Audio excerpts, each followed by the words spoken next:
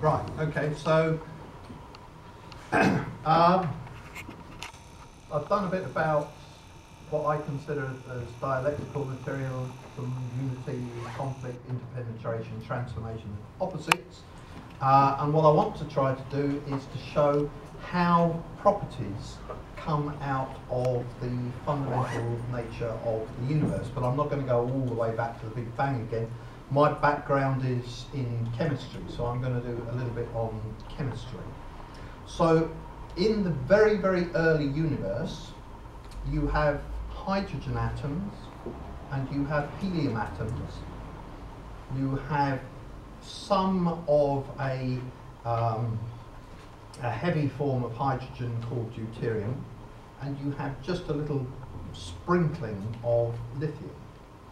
But what happens with the Big Bang is that it causes the universe to expand, and as I said, as the universe expands, the temperatures drop, and by the time you've made a tiny little bit of lithium, which is the third heaviest element, hydrogen's the lightest, helium the next lightest, lithium the third lightest, the universe has cooled down too much and you can't bring the particles together with enough energy on their own to form any heavier elements. So chemistry in the early universe is very, very simple. And here's a hydrogen atom, and if I bring up to it another hydrogen atom, the two of them can stick together, and you might have noticed that little red thing, sorry, flying out, boom, and that is a photon of light taking away the collision energy and getting these two to stick. That's very, very basic chemistry. So you've gone from what was a hydrogen atom to a simple hydrogen molecule, and that's your chemistry. And then you can also go a little bit further, and you can put another photon of light into this hydrogen molecule. Here we go, boom. And you can kick out an electron, and you can make a simple molecule that is now a hydrogen molecule, but it's electrically charged, and an electrically charged molecule is called an ion, and so that is the hydrogen molecular ion, and chemically it's called H2+. So if I go this way, that was H2, the H2 molecule. This is H2+, and then we get one further chemical reaction, which is to bring up another hydrogen molecule, kick out a hydrogen atom, and we get a molecule called H3+, which is an extremely important molecule because it's very good at cooling the gas in the early universe and helping us make stars, but there's not much of it. So most of the cooling is done by molecules, hydrogen, H2 molecules. So chemistry is very simple, and eventually you get enough chemistry going that you can cool the gas down to form stars. Now, one of the things we know are that you get two types of stars in the very early universe. They are either very small, in which case they may have lived for long enough that we still have some of the very first stars that ever formed in the universe still around, but nobody's ever detected one, because they are small and they don't shine very brightly, and they may or may not be in our own local galaxy. Or, at the other end, they are very big, and you seem to have just either very small or very big stars. And very big stars are extremely important because they become supernovae. And a supernova occurs when a star has burnt up all the hydrogen at its centre and turned it into helium. And then you've burnt up the helium and you're turning that into heavier elements. And eventually you burn up anything that can release energy, building up heavier and heavier atoms from hydrogen to helium all the way through to iron, which is or iron and nickel, which are the heaviest atomic nuclei you can put together and release energy. And if you've got an iron core, that's not going to release any more energy, and gravity takes over from the heating effect of the nuclear reactions. The star collapses in on itself with an enormous explosion, bang, and it bounces back out again, and it throws all of the chemical elements that have been created in the centre of the star out into the universe. So when Joni Mitchell says we are Stardust, billion-year-old carbon, which is what she says in the last chorus of Woodstock, she's not kidding. All of the elements heavier than hydrogen, helium, and a tiny smidgen of lithium are not made by the Big Bang, they're made in the centre of stars.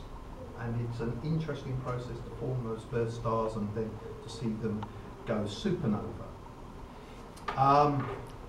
But even that is more complicated than it seems. So this is a chain of reactions showing that we can go from 2 helium nuclei on the left to form beryllium, and then to grab another helium to form carbon. And I said right at the beginning, we can use what is called the weak anthropic principle to deduce the fact that carbon must exist because we're carbon-based life. And that's kind of, in a sense, it's trivial, but in a sense, it turns out to be very, very, very untrivial.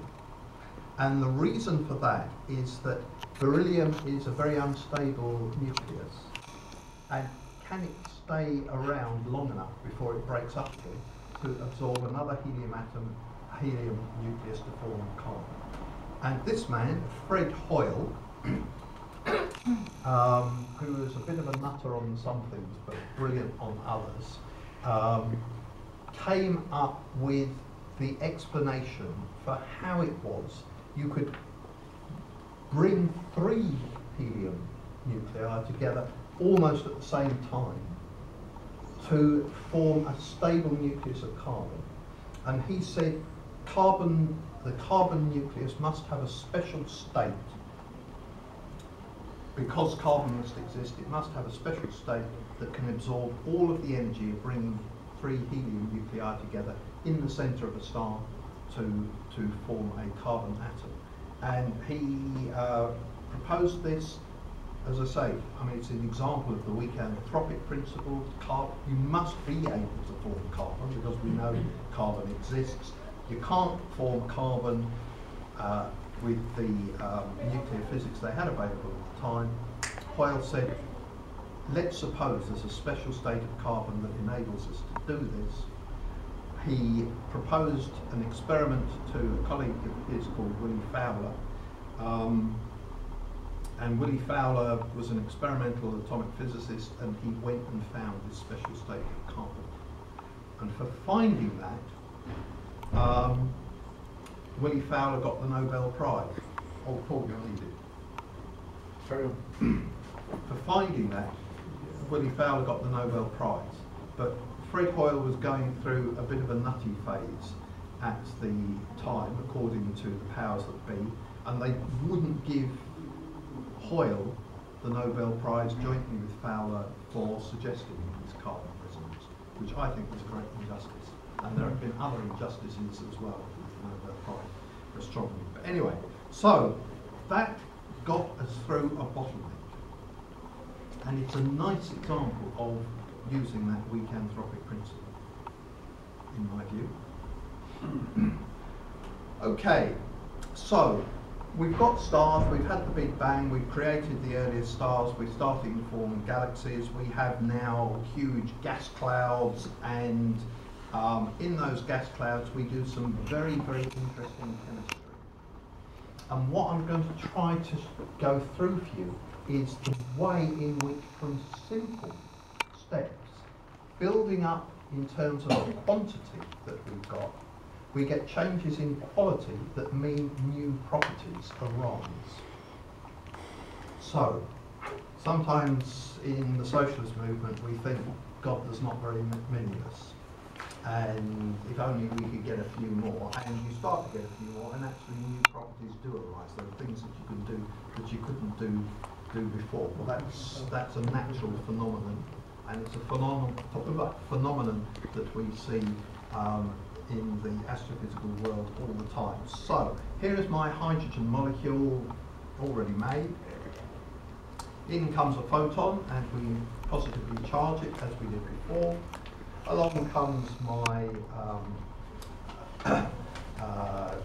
second molecule of hydrogen, and it forms this little H3 plus molecule. I'm very attached to H3 plus, which is why I'm doing this. I've made my career out of it. I have good reason to be thankful. You wouldn't do that. When I start drawing my pension, I'll give some to this guy.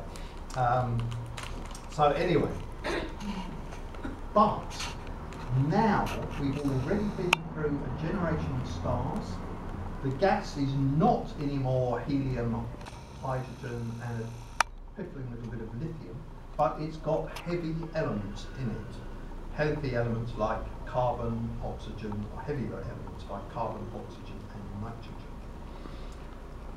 In these vast gas clouds, you've got some very low temperatures, the lowest temperatures that we come across pretty much in the universe, down at just 10 or 20 kelvins above absolute zero, 10 or 20 degrees above absolute zero.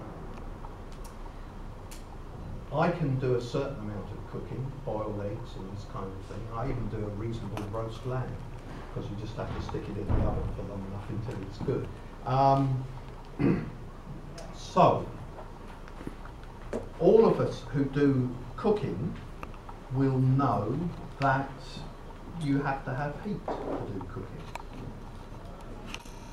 And here we're going to be cooking by starlight at very low temperatures. And the reason you need heat for cooking is you're turning one thing into another thing. When you're boiling an egg, you need heat to denature, break up the protein structure in the white of the egg and get it to go solid, so that you have a nice boiled egg with a runny yolk and a solid white. So, this is actually an important molecule, this H3+, because heat is required in most cooking, because you've got to get over what's called an energy barrier. If you want to get the white of an egg, which is made of protein, to change its nature and become solid rather than a gluey thing. By the way, anybody know how you can tell if an egg is boiled or hard boiled or not without breaking it? Spin it around. Spin it around, yes. Okay. I should have brought an egg with me. Say that again, how you find out whether it's hard boiled or not? If you spin it, you put your finger on it, and if you take your finger off, if it stays stopped, it's hard boiled. But if you start spinning up again, it's still runny inside, and the liquid is still spinning around even though you've stopped the shell. So it'll spin up again. How do you tell if it's bad or not? That's another one, isn't it? You put it in water. No, well also you can tell how it's bad by spinning it as well. Because if you spin it and it naturally spins, then it's good, but if you spin it and it wobbles, then it's off. It's a quasar. Right, okay. Carry on. So I'll carry on. So anyway, what's good about these ions is at low temperature they are very reactive, and so you could bring in a nitrogen, a carbon, or an oxygen atom, and once you start doing that, you do see all sorts of new properties emerging from all sorts of things. And in evolved gas clouds, we also have these. This is an actual image of a grain of interplanetary dust that was brought back to Earth by the Stardust mission, which flew actually through the tail of a comet. And Stardust was named after Joni Mitchell's song, so We Are Stardust, so they actually NASA named a mission after it and sent it up to fly through the tail of a comet and picked up, and this is a little grain. And this again is where matter in motion and quantum mechanics are so important, because these grains are very small. They're, you know, about a millionth of a metre across. They are what we call micron-sized grains of ice and dust. And if you, for example, got a hydrogen atom to hit the grain, it could freeze out. And you got an oxygen atom to hit the grain, it could freeze out. And these guys would be sitting on the grain like that, and basically nothing more would happen. However, thanks to a principle of quantum mechanics, if you know how far something is moving, you're not sure of where it is, and it's also part of this notion of a particle being a wave. And so you get a kind of a smearing of, say, the hydrogen atom to the point that it can get across and join the oxygen atom, and you've got this little notion of a chemical work there. Trying to stabilise. Is everything all right, Julie? PJ's coat. PJ's not very well, and we're taking him off to have him checked out, so we're looking for his coat. Over there, would it be? No, that's mine. There's something under it now. Started over there, that's it, isn't it? Is there anything under it, maybe? No. Yeah. There's something underneath your chair, Kim, is that yours? That's me, yeah. Well, what about behind you, Jerry? You got it? He came late and he kept everything at the back here at the end. There's stuff in the window as well. Looking very grey, so I'll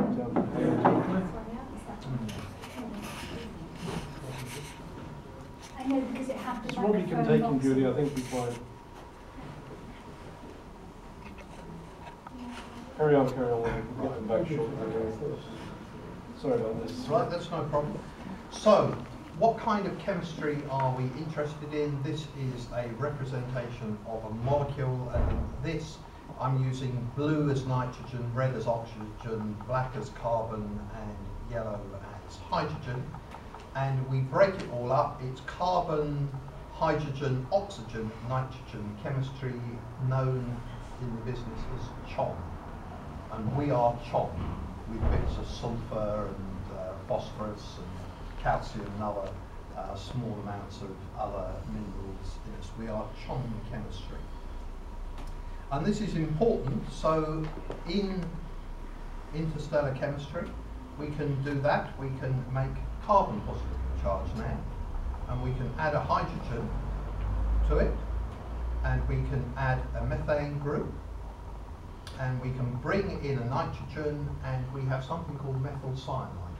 And this is more complicated chemistry, and it gets really interesting because cyanides, even though they are poisonous to us, they are a basis for making amino acids. And so we can do things like that, bring in all of these other atoms, not in the way I've shown exactly, onto methyl cyanide, and we've got alanine, which is one of the 21 or 22 fundamental amino acids that go into making proteins. So, although we look like we're just adding bit after bit after bit after bit, as you build up quantity, qualities are changing. And those qualities will have with them new properties. And we know that alanine is made in space. We've measured its spectrum in space, along with all of these cyanides and so on. And if we get even more complicated, we know that in the dust clouds of the Milky Way, we have these very extended carbon molecules called fullerenes, and we've got meteorites samples on Earth in the Natural History Museum that you can go and have a look at, the Allende and Murchison meteorites, and they have got grains in the centre of them that formed even before our solar system formed up 4,560 odd million years ago.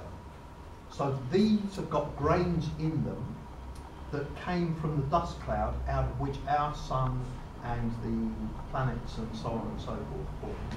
And in the centre of those grains we have things that are called nucleobases. And nucleobases are the chemicals that go to make up DNA or RNA, the molecules of life. So what you've got in DNA are these nucleobases, C, G, A and T that come together to form this self-replicating molecule, and you've got sugars, and we know we can make sugars in the interstellar medium. My colleagues at UCL have measured some of the early sugars that are made, and phosphates that give the kind of the spiral staircase backbone to DNA. And as I'm saying, in doing this, you are transforming quantity. So adding bits of helium together to make carbon, and then exploding it out to give us the enriched chemicals that we have in the interstellar gas clouds. Then the chemistry that's going on in those interstellar gas clouds to build up more and more complicated molecules. Molecules that will eventually get us all the way to the ability to generate things like DNA, proteins, sugars, fats, everything that we're made up of, and have different properties from the properties of the individual bits and pieces that go into the atomic nucleus, and have different properties from the individual atoms that then come together to make up these molecules. And so we've got this notion of a kind of an ever-going cosmochemical cycle in which stars are formed and explode and pour their gas, their innards out into the gas clouds. Shock waves in those gas clouds cause compression of other bits of the gas cloud to form a new star and planetary system that will itself evolve and so on. In another 4 or 5 billion years' time, our own sun will blow up to be a red giant and will be so big it will engulf certainly Mercury and Venus and probably Earth as well. And, so it won't be very nice for us, but by then, 4 billion years' time, who knows what we'll have done. So, what I wanted to try to bring out was the notion of the universality of these laws and some of their consequences. So you have the being of the universe, the hot big bang universe, even at that point containing within it the potential for complex molecules and for life to form, and having to contain within it the potential for consciousness. Because if you think about what I've just gone through, here we are as products of 13 point something billion years of the evolution of the universe, able to reflect back on that universe itself and understand it, because it is a universe that has built into it laws that we can then abstract and understand. Now, of course, we abstract and understand those laws in terms that are convenient for us. So physicists use a lot of mathematics, chemists use a lot of concepts about atoms and molecules. But it's if you like, that the universe has evolved generating consciousness that can then reflect back on the formation of the universe itself to understand it in a way that I would say is a kind of a negation of the negation. That you've got the universe negated into life, life being negated into consciousness, and then consciousness then reflecting back on that whole process so that we can describe it. And of course we do have to hold up our hands and say, gosh, there's an awful lot that we don't understand about the universe. But the very fact that we can think that we ought to be able to understand the universe as conscious beings is a product of the way in which the universe itself has evolved. It's not an unnatural thing, it's a natural thing built into the very fabric of it. And one of the things I was asked just to make a comment about, a lot of people will say, well, hang on a minute, you know, all this Big Bang cosmology that you've just gone through, it doesn't really represent anything that's objective out there. It's just our way, it's our modern mythology, it's our way of, now that we don't perhaps believe in gods and demons in the same way that we used to, we need a new mythology, and the Big Bang is just so much mythology, and in any case, all knowledge is constructed socially by social beings, etc., etc. And I would absolutely accept that all knowledge is constructed socially. So the way we understand things has to be a product of our social being. But we've been social beings, and that's one of the things that has marked out humans from a lot of other species. We've been very social beings for an awfully long time.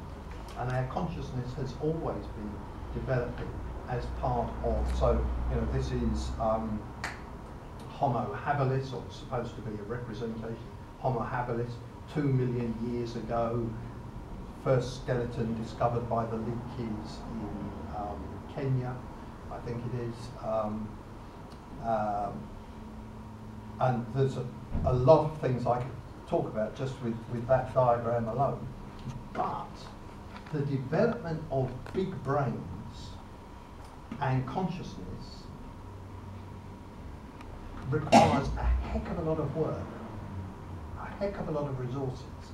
And if it wasn't advantageous in an evolutionary sense, insofar as we were able not just to sort of be social animals, but to be thinking, reflecting social animals. So as I say, it is certainly socially constructed, but it's not just a social construct. Because if it were just a social construct, an arbitrary convention as to how we think about things, then it wouldn't have done us any good in evolutionary terms, because we could socially construct that creature over there as a magpie, but if it turned out to be a saber-toothed tiger, but if it turned out to be a tiger and we thought it was a magpie, we'd be on the tiger's menu. So consciousness, although we construct things socially, nonetheless it's rooted in objectivity. First, because consciousness comes out of the evolution of the universe itself, and secondly, because it remains as a useful evolutionary trait, because it really is telling us about the world in which we exist, so that we can survive in it, function in it, and now in the world that we have around us, we can actually transform it. So I will end with this. We are Stardust. We are the product of the evolution of the universe, the creation of stars, the explosion of the early stars, the chemistry that's gone on in the great gas clouds, the reconstruction of stars out of those gas clouds and planets and so on and so forth, and all the chemicals that get formed in these processes.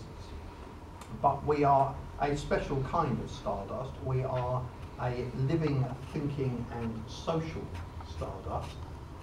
And I would say that we are a special stardust, and I love this image because this is the Earthrise seen from the moon by the Apollo astronauts. And it actually brings home to us that at this point in time, whatever we can speculate on, this is the only planet where we know life exists, where we know life has evolved, and where we know that thinking, reflecting beings can evolve. So sometimes you hear people say, oh, materialism is so soulless.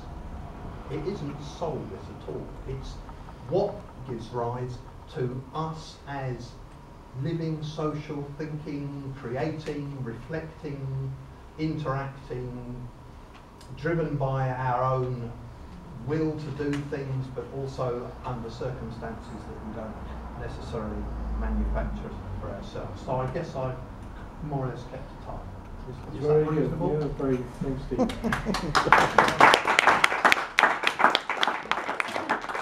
Okay, we've arrived on planet Earth.